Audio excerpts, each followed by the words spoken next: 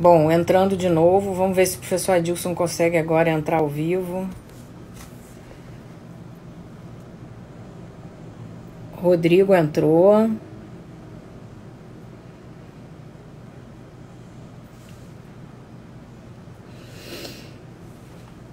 Professor Adilson pode me mandar o pedido para entrar.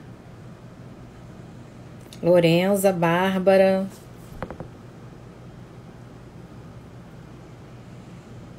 Minha estagiária querida.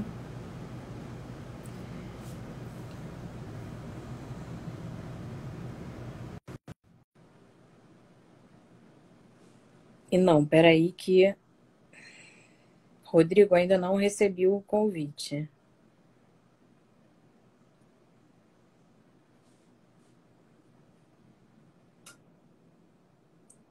Ainda não recebi o convite do professor Adilson.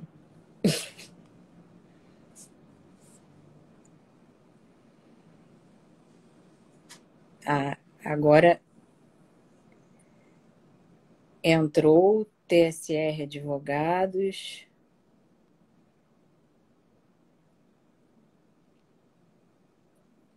Professor Adilson, estou aguardando você enviar o convite. Isabela, Léo.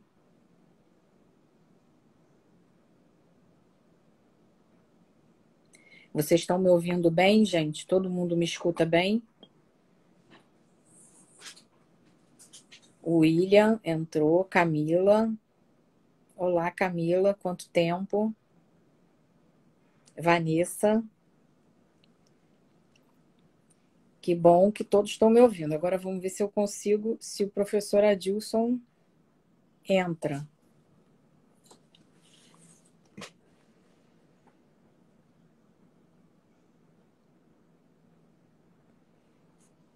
Como a gente estava falando no início, né, pessoal? A gente vai falar sobre as questões tributárias relacionadas a esse momento difícil que a gente está vivendo. E vamos falar também um pouquinho. Primeiro a gente vai falar sobre as questões tributárias com o professor Adilson. Depois a gente vai falar um pouco sobre as questões econômicas, de limitação, de abertura de lojas, de estabelecimentos comerciais, etc., com o Dr. William. Mas a gente não está conseguindo a conexão com o professor Adilson. O professor Adilson até agora não conseguiu entrar na live. Ele até entrou, a gente estava fazendo uma outra live, ele entrou, mas a gente não conseguiu ouvi-lo. Então vamos ver se agora a gente consegue ouvir o professor Adilson, mas ainda não recebi o pedido. Rodrigo, você conseguiu falar com o professor Adilson? Será que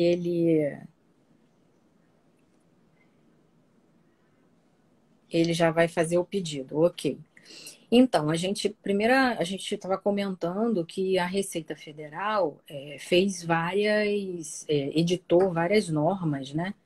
Tentando minimizar os impactos do coronavírus.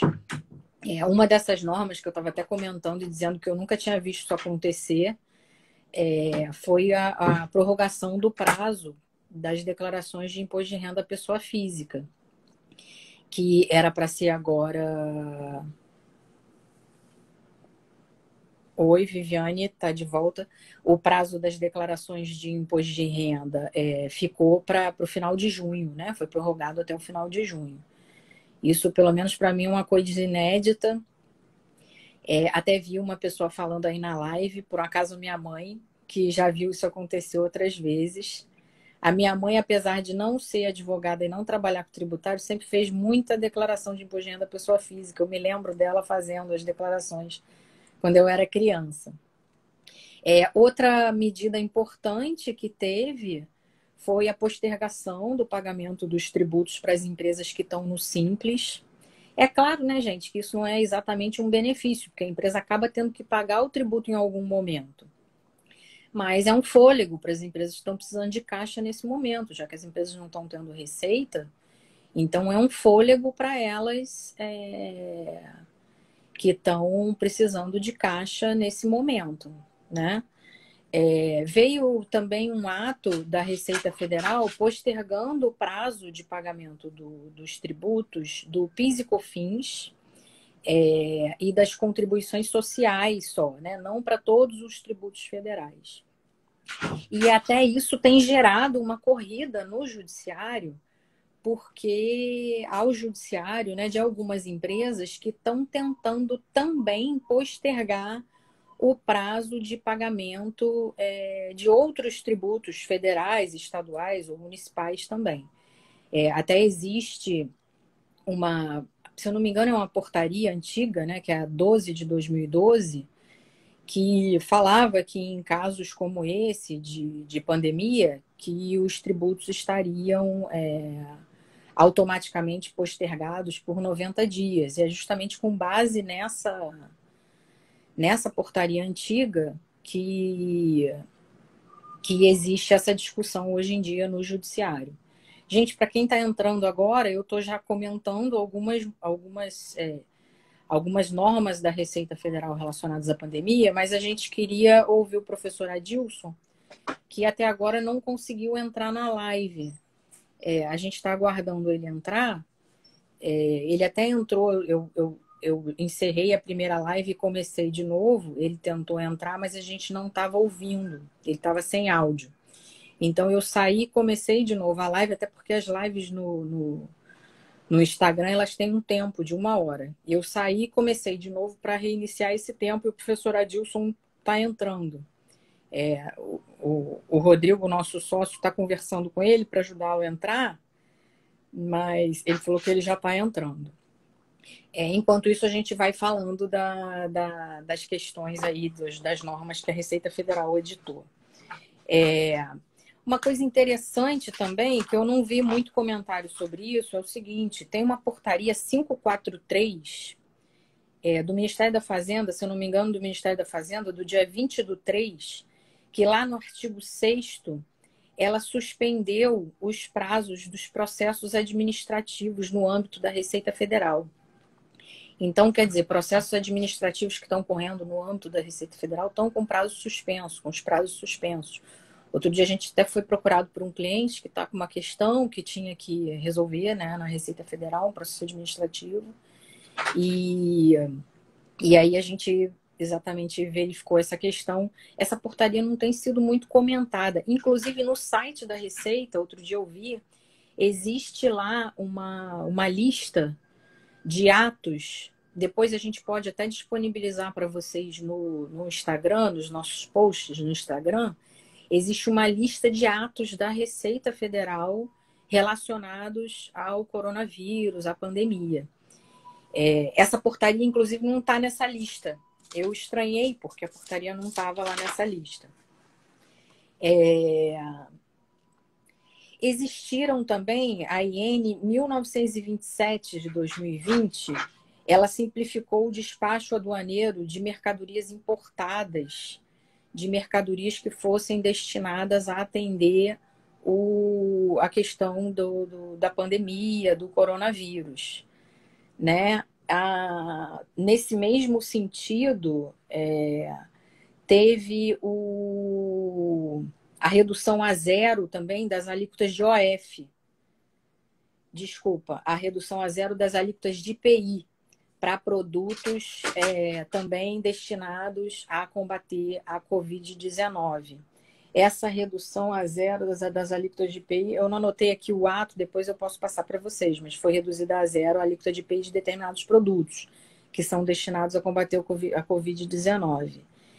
A questão do IOF, né, que eu até confundi, foram reduzidas a zero.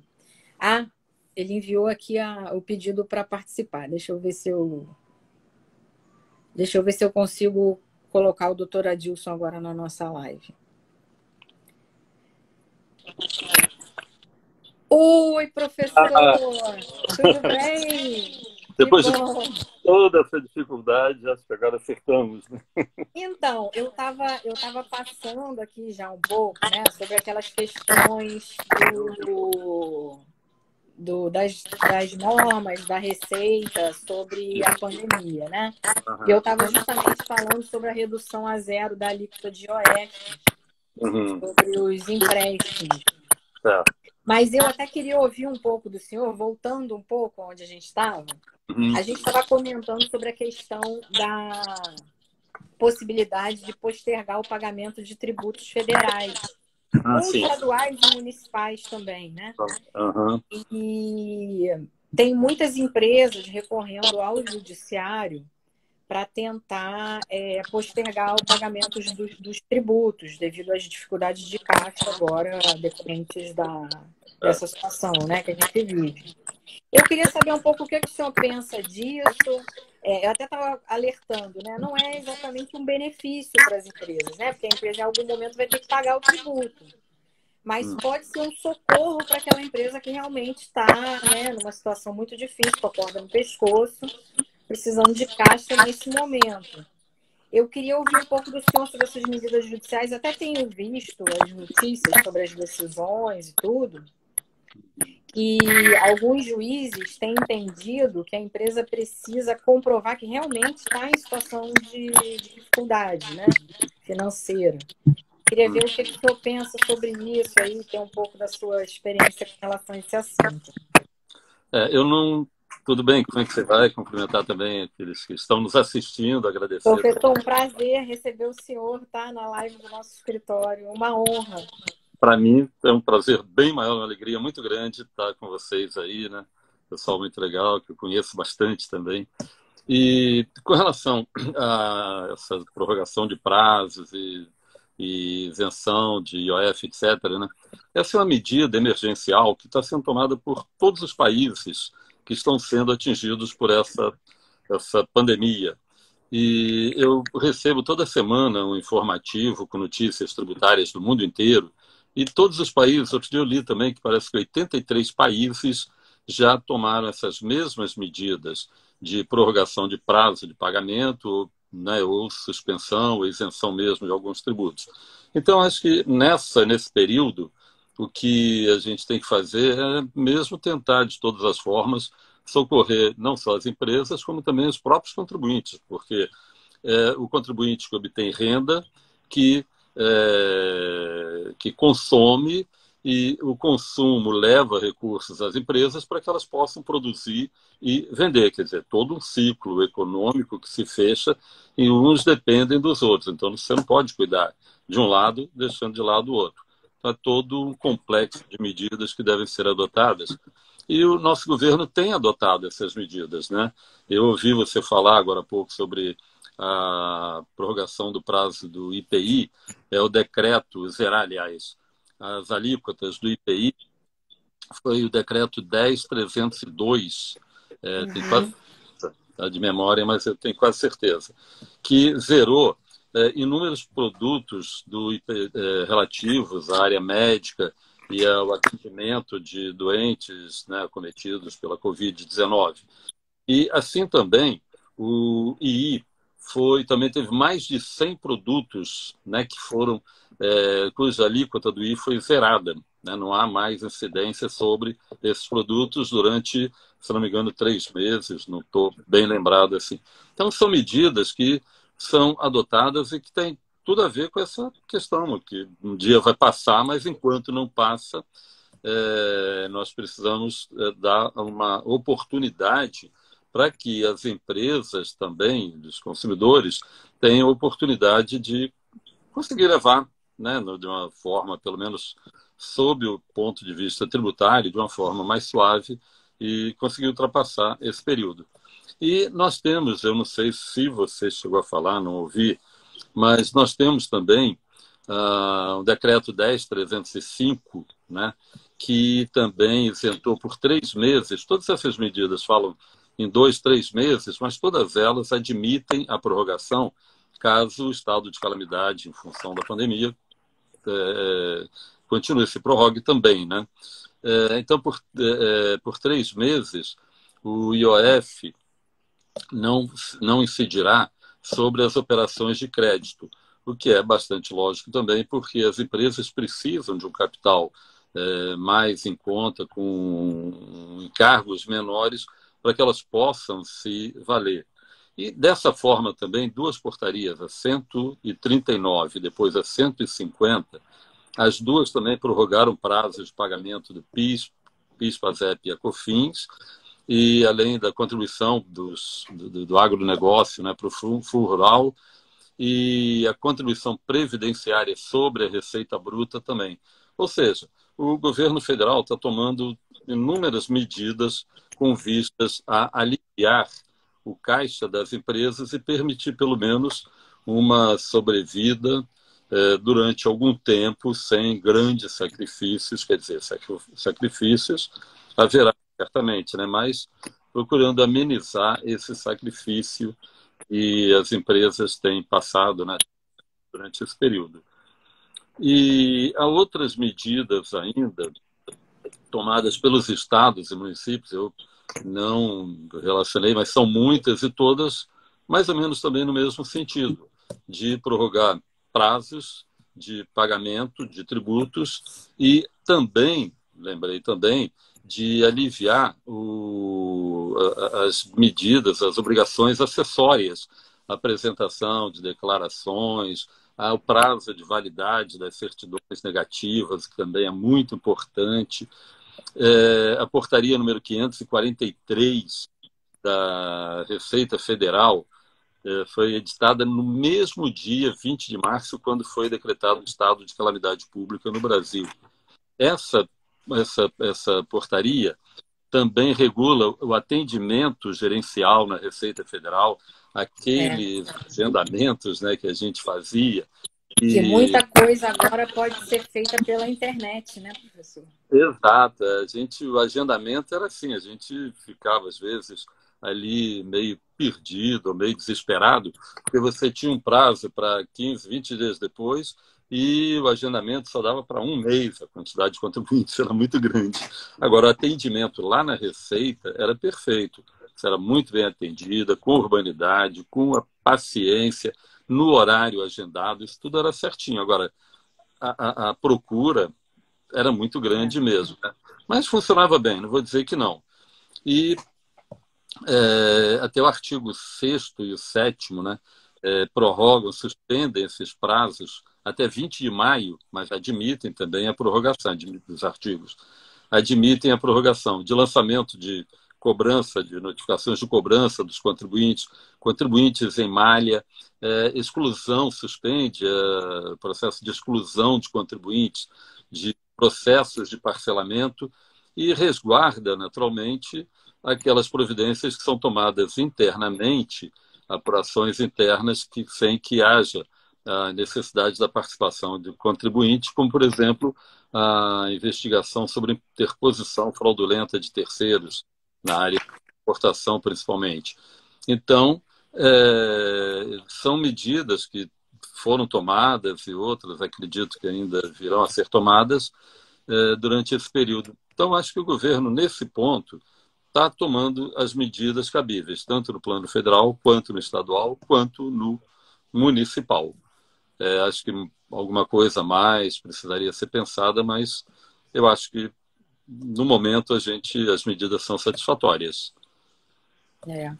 E, professor, eu queria ouvir um pouquinho do senhor também, apesar de não ter muito a ver com a pandemia, mas tem, né?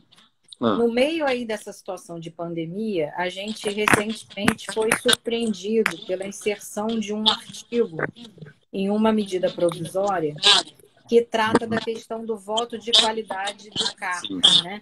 Para quem está nos ouvindo e não é tão profundo conhecedor, né, do processo administrativo tributário, o CARF é uma câmara de julgamento que existe, um órgão da Receita Federal, que existe para julgar processos administrativos federais envolvendo tributos.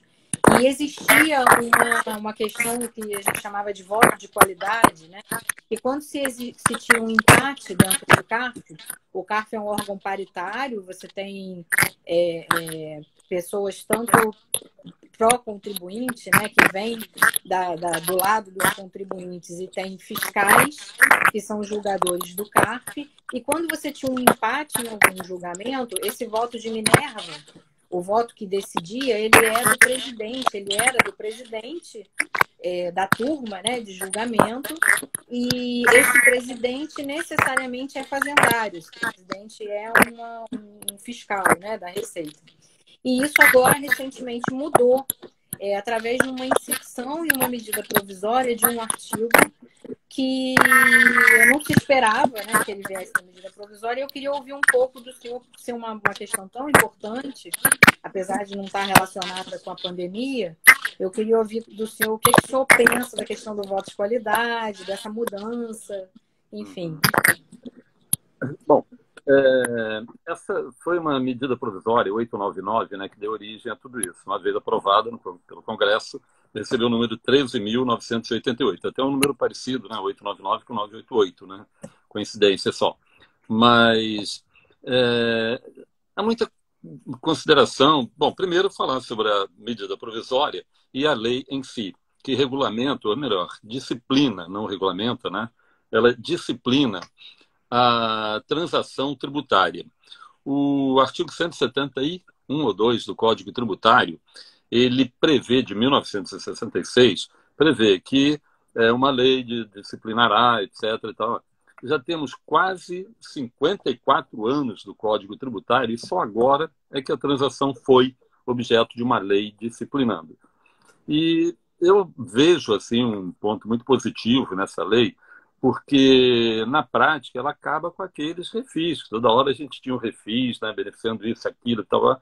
Com a transação, isso aí pode-se dizer que acabou, não tem mais espaço para um refis, com qualquer que seja o nome, né, que se dava ao refis, nem me lembro mais, mas PAEX e não sei o que mais. PAEX, tivemos vários. PAEX, né, cada hora tinha um nome diferente, né, mas tudo era o refis, a gente chamava generalizadamente de refis. Essa transação acaba com o refis, porque a qualquer momento o contribuinte devedor pode se dirigir ao fisco ou à Procuradoria da Fazenda, se o crédito já estiver escrito na dívida ativa, e liquidar com o seu crédito, negociar com o governo. Bom, no âmbito dessa discussão, no momento em que se discutia no Congresso, foi inserida uma emenda a um artigo 28, alterando a Lei 10.502, se não me falha a memória, no artigo 19E, uma coisa assim, inserindo o 19E, né?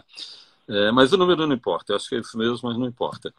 Um artigo que muda esse. Eu tenho uma opinião muito pessoal, que eu até gostaria de passar para quem está nos assistindo, porque pode ser objeto de reflexão, de crítica, até de concordância. O que importa é a gente, no direito, é isso, né? A gente levantar a questão para que as pessoas firmem a sua opinião. Então, olha, até agora havia um defeito muito grande, porque sendo uma composição paritária, como você falou, e o presidente da Câmara ou da turma sendo representante da Fazenda, do fisco, um auditor fiscal, a decisão, quando havia uma polêmica, uma decisão assim, dividida, 4 de um lado, 4 de outro, e houve até uma polarização desnecessária, não, mas inconveniente, porque o direito ele busca a verdade, a justiça, e não posicionamentos comprometidos com essa ou com aquela linha.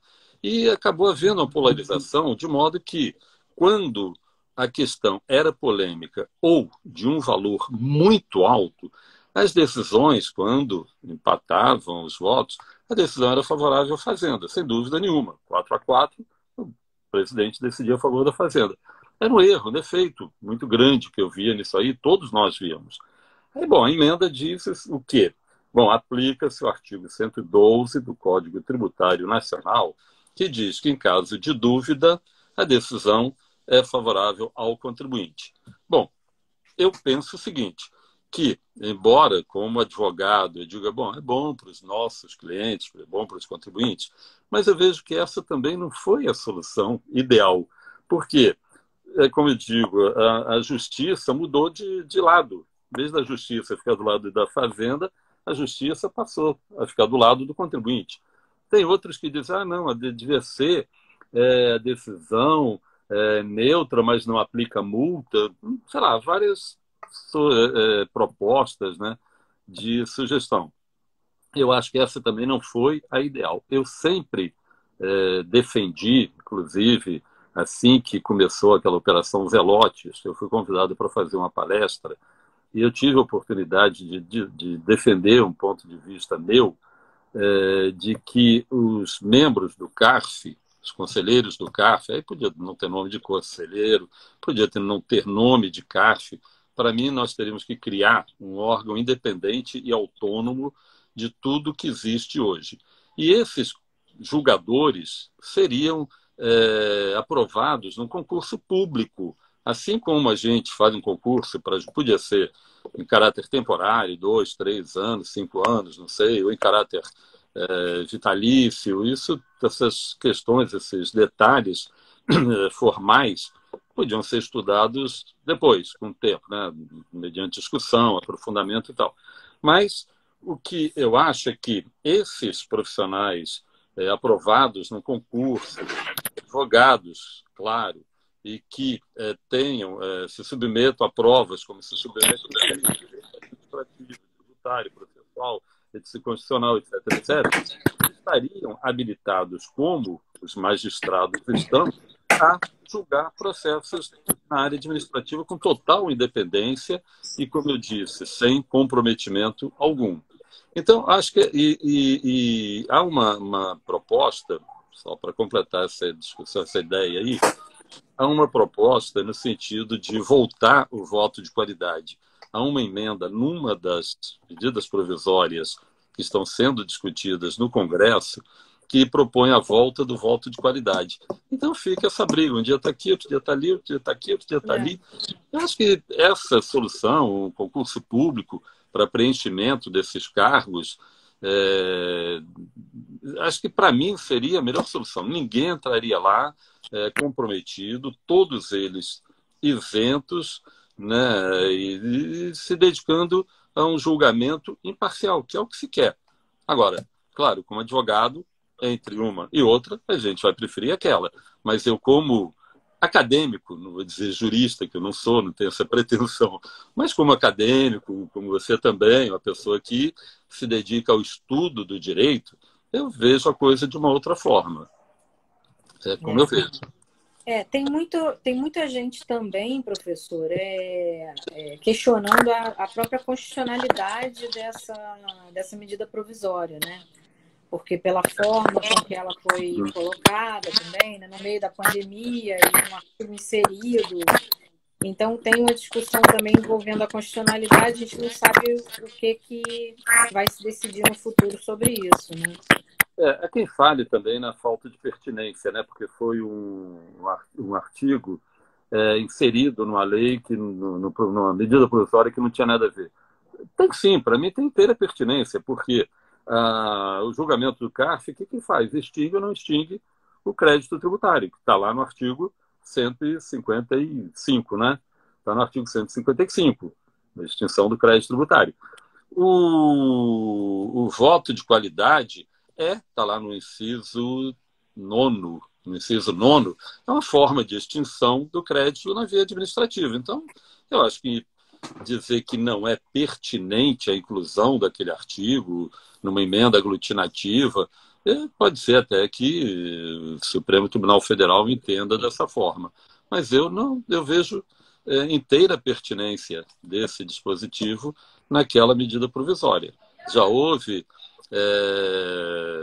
questões anteriores, tem uma ADI, se não me engano, ADI 5127, me parece, que era uma colcha de retalhos. Aproveitaram não sei se você lembra disso, a medida provisória, inseriram ali inúmeros artigos, inclusive extinção. Na verdade, isso é muito comum em direito tributário, né, professor? Gente. Muito comum você ter algumas leis com vários dispositivos tratando sobre diversos assuntos. É muito comum até em matéria tributária, né? Eu não acho que aquilo seja como dizem na gíria, parlamentar um jabuti, né? Algo que você insere ali que não tem nada a ver.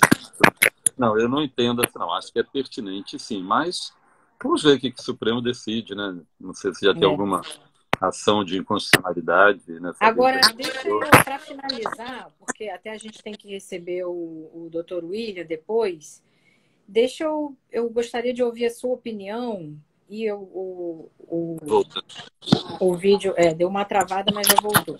Eu gostaria de voltou. ouvir uma opinião sua sobre uma outra questão delicada, que é a seguinte, e aí é uma questão mais filosófica tributária, né? O governo, o Estado, né, de uma maneira geral, tá numa fase em que está gastando como nunca, né? Uhum. Porque está tendo que adotar diversas medidas que demandam gastos extras.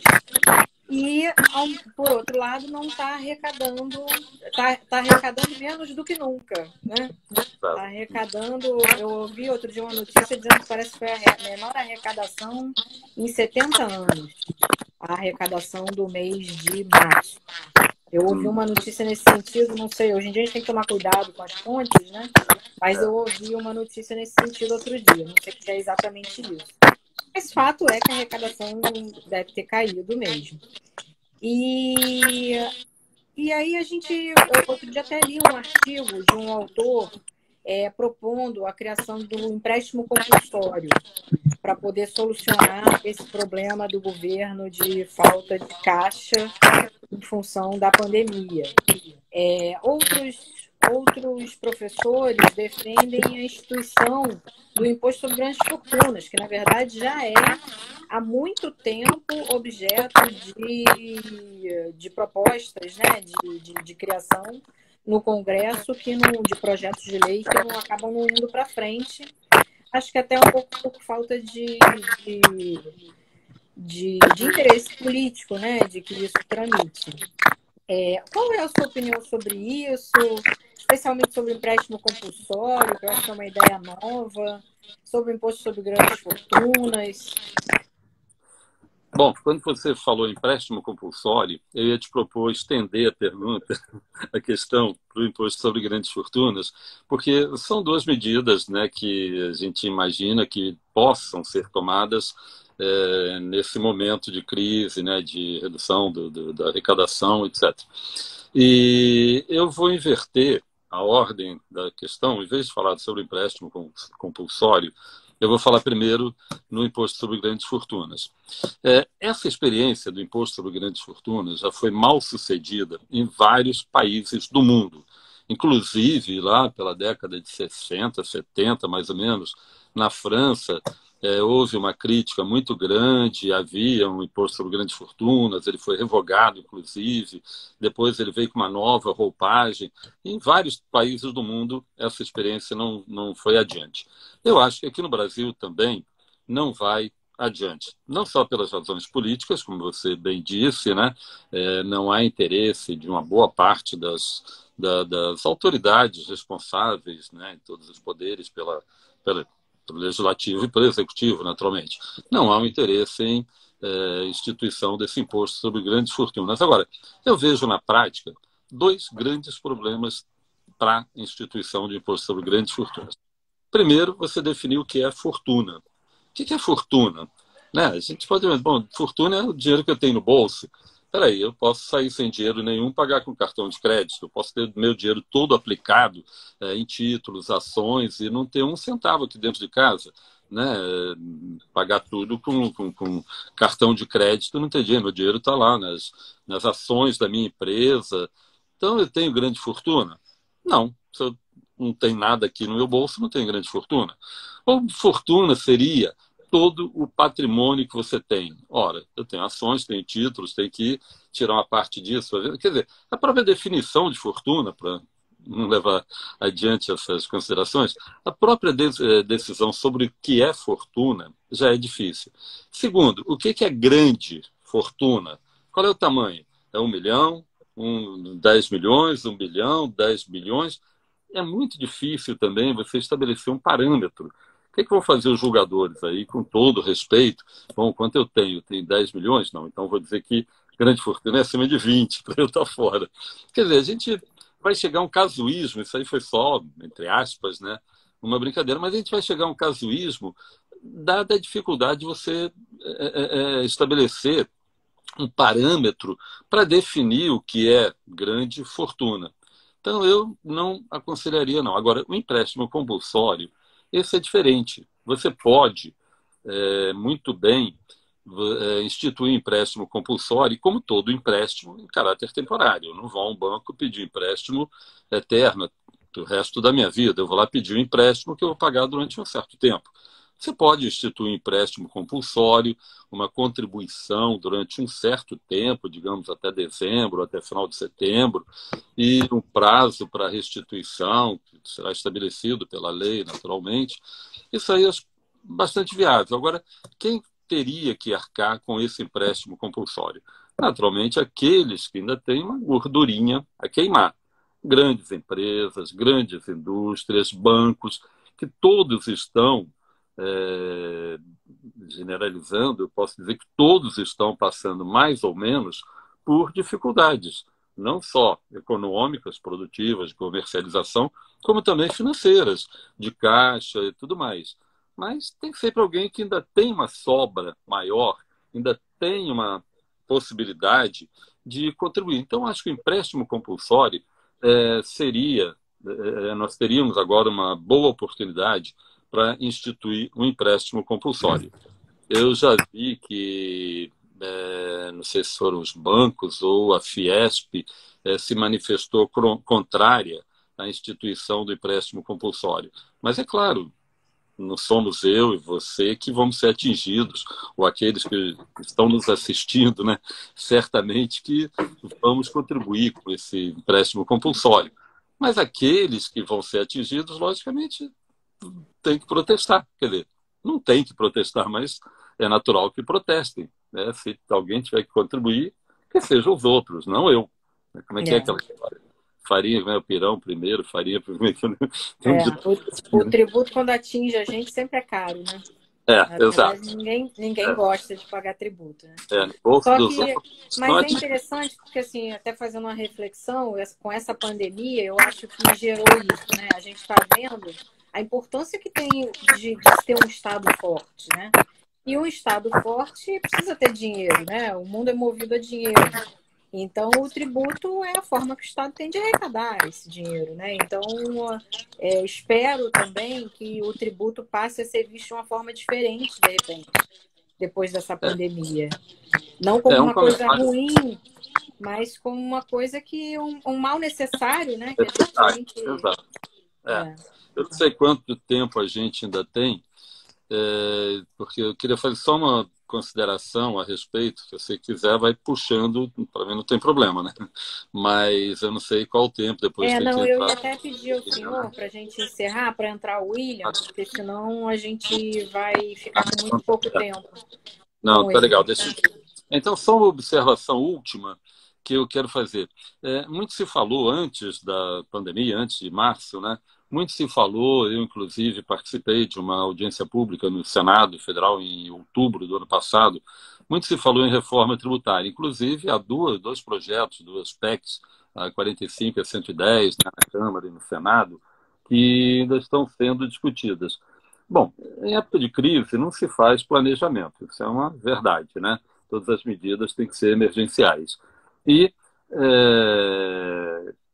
então, acho que essa reforma tributária vai ser adiada. Eu acredito que tão cedo a gente não saia dessa dificuldade, desse ajuste econômico e financeiro. Isso vai levar o quê? 2, 3, 4, 5 anos.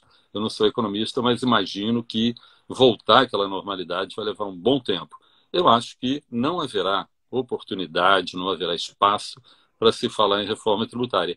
E aí eu acredito que o governo vai aproveitar, e aí nós temos que ter cuidado para saber o que é que está se propondo, está sendo proposto, o governo vai aproveitar para fazer aquela reforma fatiada sobre a qual ele já se referiu. Então, ele vai fatiar, mas atacando o quê? Aí é que eu acho que nós temos que estar atentos para evitar os oportunismos que são comuns e sempre se procura nessa hora. Mas, então, olha, eu queria te agradecer muito, queria mandar um abraço para todo o pessoal do escritório, a Bárbara Franco, Isabela, Rodrigo, Viviane, e Nós é que te agradecemos mais. muitíssimo por essa oportunidade. Foi uma grande oportunidade também para mim, você pode estar certa disso, e cumprimentar e agradecer a todos aqueles que estão nos assistindo. Eu espero que tenhamos acrescentado alguma coisa aí ao que vocês já sabiam. Cumprimentar o William também, vou ficar aqui na escuta do William também. Ok? Um Tá abração para ótimo. você. Obrigada, professora Adilson. Obrigado. Tchau. O William, eu não sei. Agora saio eu, entra o William, né? Eu vou remover e já o William acho que está.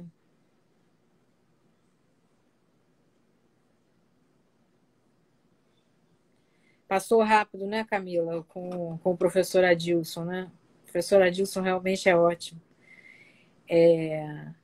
Agora a gente vai seguir, gente, falando um pouco sobre as questões econômicas e jurídicas relacionadas à pandemia, né? As questões de limitação de funcionamento, de estabelecimentos comerciais, questões também de... A gente tem visto, né, que alguns estados, alguns municípios têm flexibilizado essas medidas restritivas, têm possibilitado que algumas coisas abram e tudo.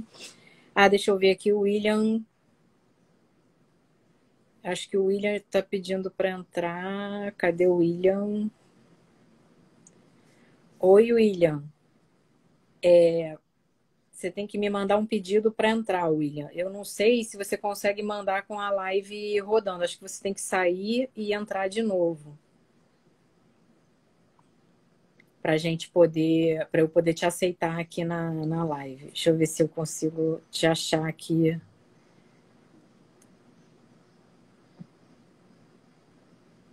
Consegui ver o William.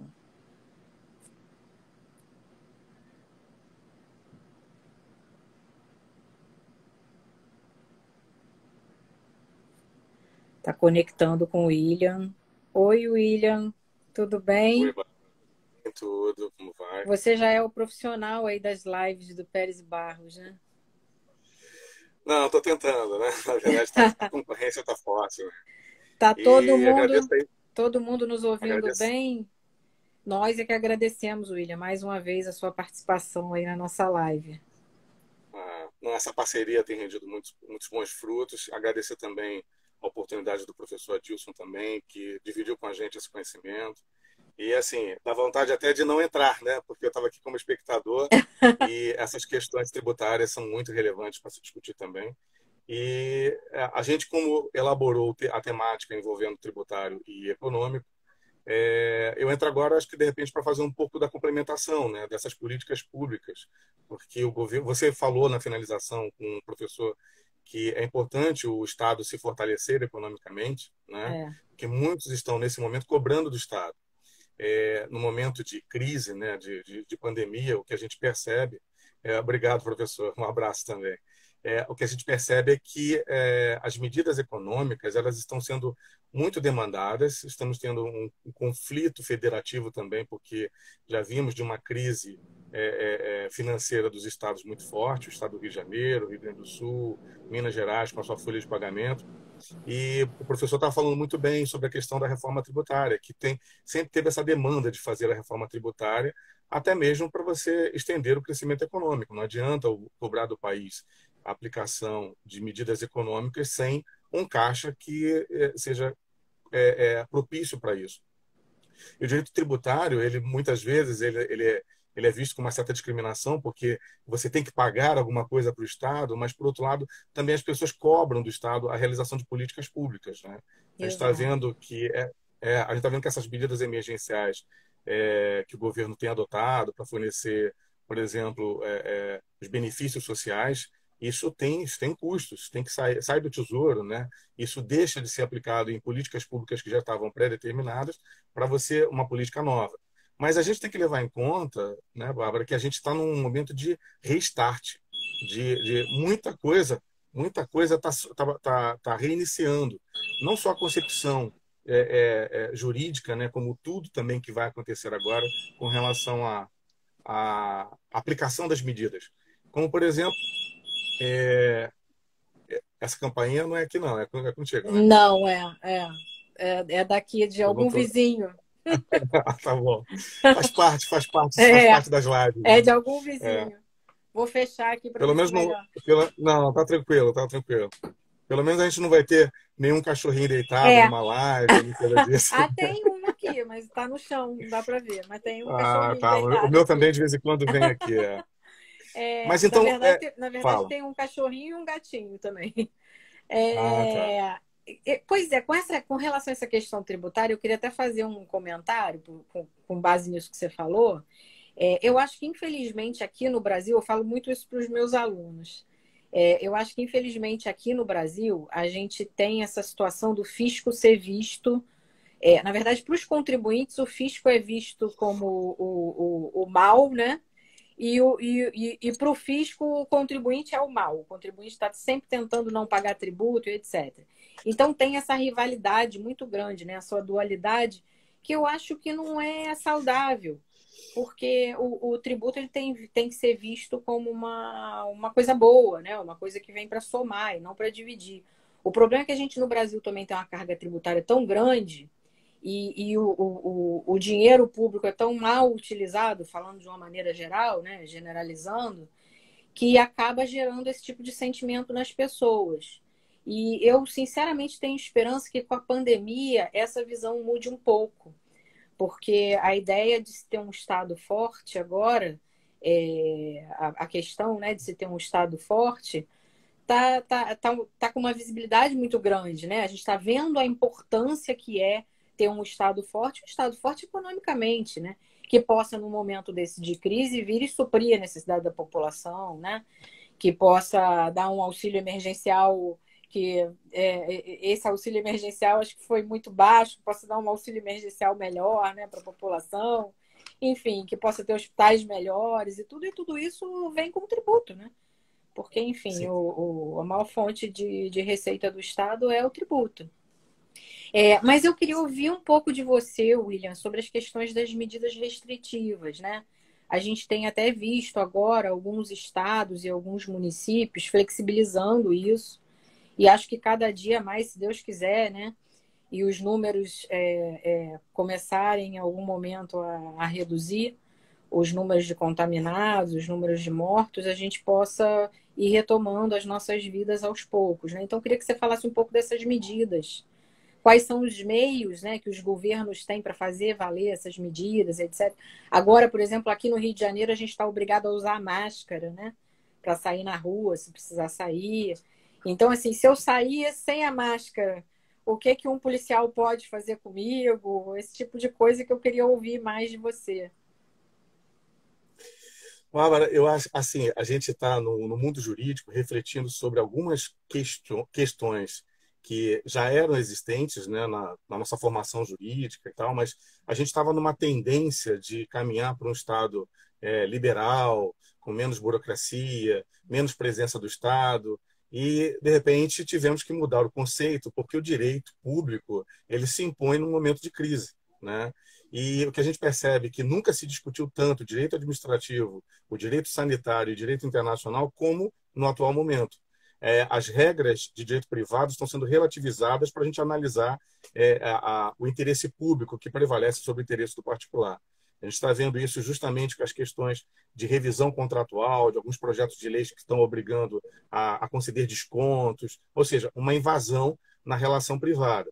E a gente começou o ano de 2019 com uma medida provisória que tratou da Lei da Liberdade Econômica, tratando justamente do Estado mínimo, do Estado menos intervencionista, do Estado que não aplicasse o poder regulatório se isso fosse causar algum acréscimo de dispendioso para o empresário, etc, etc.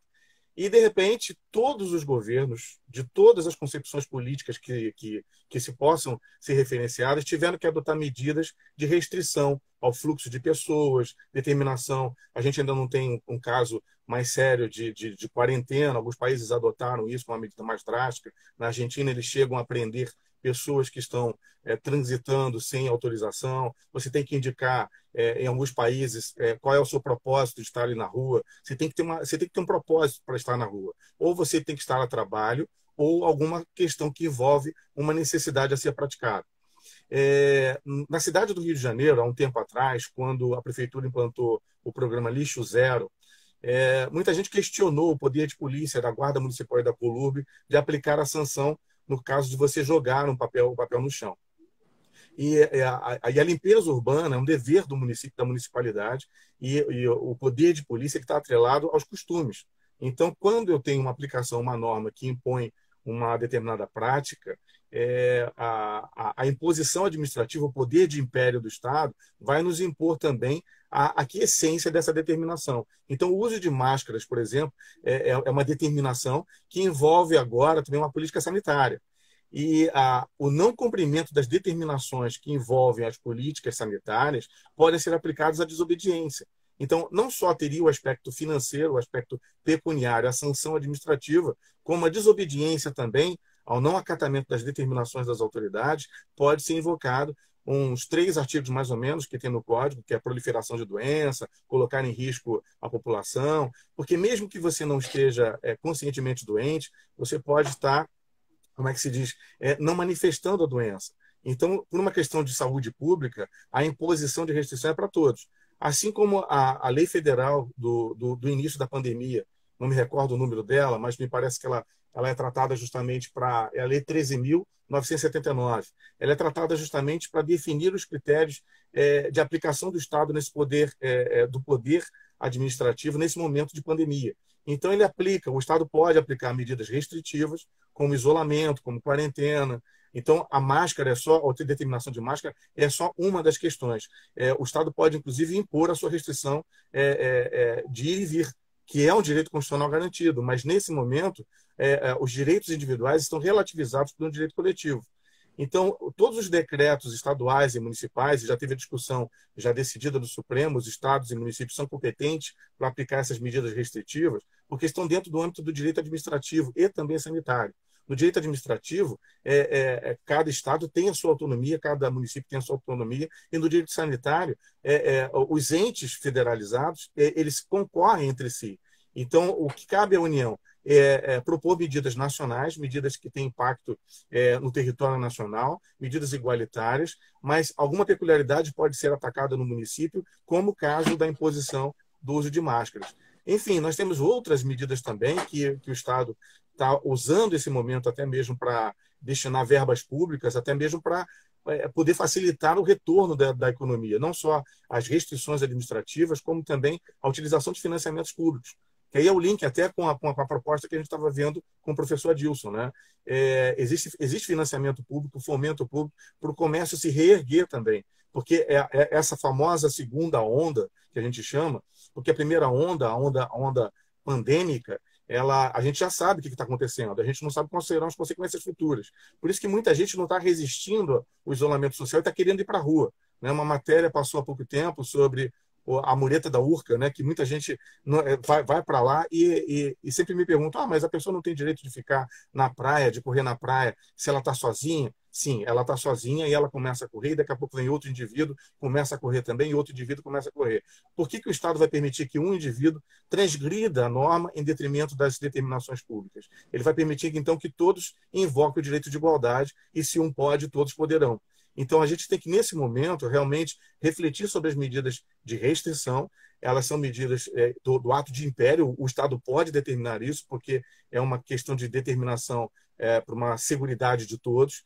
E a gente sabe que algumas pessoas estão com as condições assintomáticas de manifestação da doença. Então, o uso de máscara é uma recomendação, mas algumas municipalidades estão colocando como determinação. E, no caso, o descumprimento pode ser já em sanção, né? E, William, a gente tem visto que existe a proibição de que se tenha aumento de preço sem uma justa causa, né? Mas, na verdade, na prática, a gente tem visto que as coisas estão muito caras, né? De uma maneira geral, não sei se você tem percebido isso, mas eu já até conversando com outras pessoas, pelo telefone, claro, e por vídeo, não pessoalmente, algumas pessoas têm reclamado disso, né? Que as coisas estão mais caras. Eu queria também que você comentasse um pouco sobre isso, e assim, o que que a gente poderia fazer como consumidor, né, para evitar esse tipo de ilegalidade, né, de ser cobrado mais caro por um produto. Eu lembro que o álcool em gel foi um dos produtos que estava muito caro, né? Hoje em dia tem muita gente reclamando sobre o preço dos produtos de hortifruti, as frutas, os legumes e tudo, que está tudo muito caro.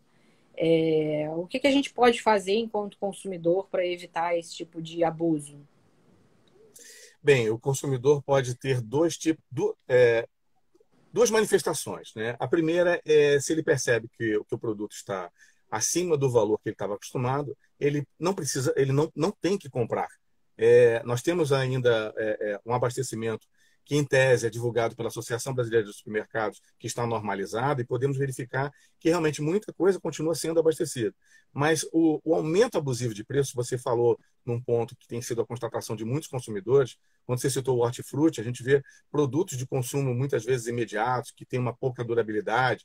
Então, geralmente, quando temos situações climáticas adversas, como, por exemplo, uma inundação numa região agrícola, ocorre a elevação de preço por uma questão natural, né? Se você diminui a oferta, você automaticamente, né, a demanda vai aumentar, isso é uma regra de mercado, e a gente sabe que se tem muita gente procurando e tem pouca gente ofertando, o preço vai variar de acordo com essa lei, que é a máxima da economia, né? A economia ela estuda justamente a escassez. No momento que você tem um produto escasso, é óbvio que para ele ter, como ele se torna o almejo de muita gente, o comércio, o produtor, ele eleva o preço justamente porque ele se beneficia disso. Mas nós temos várias normas que estabelecem restrições para a elevação injusta de preço, como a mais famosa, conhecida como a Defesa do Consumidor, a Lei de Economia Popular e a lei que trata dos crimes contra a ordem econômica, tributária e relações de consumo.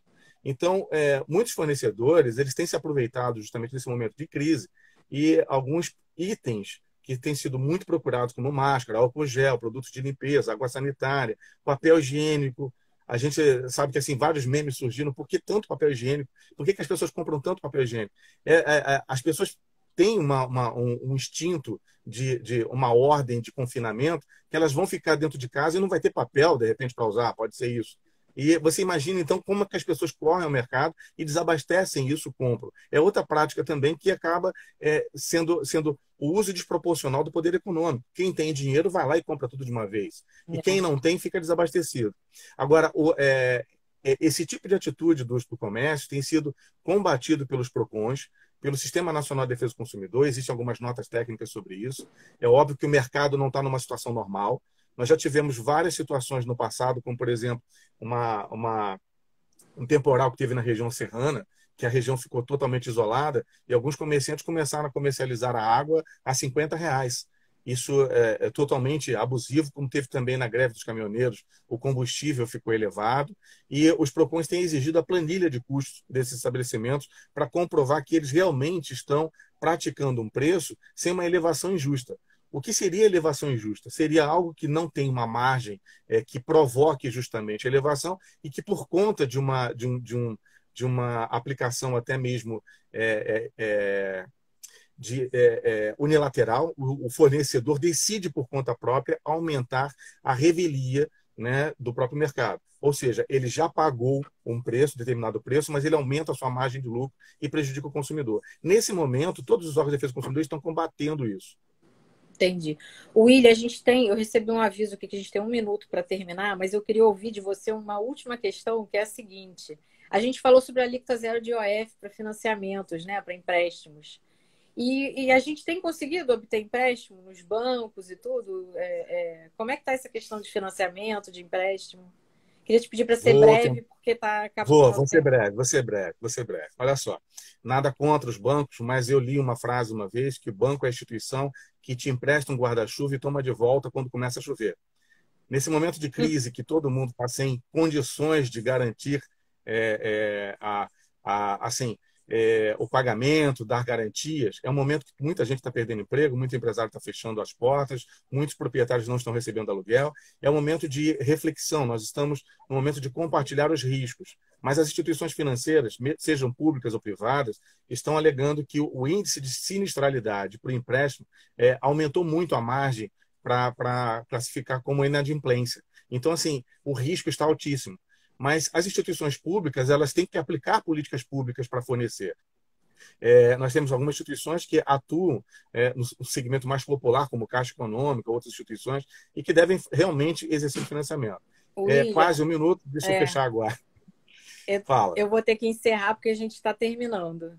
Muito obrigada. Então, olha tá? só. Não, eu agradeço também, e foi excelente a participação do professor. Obrigado.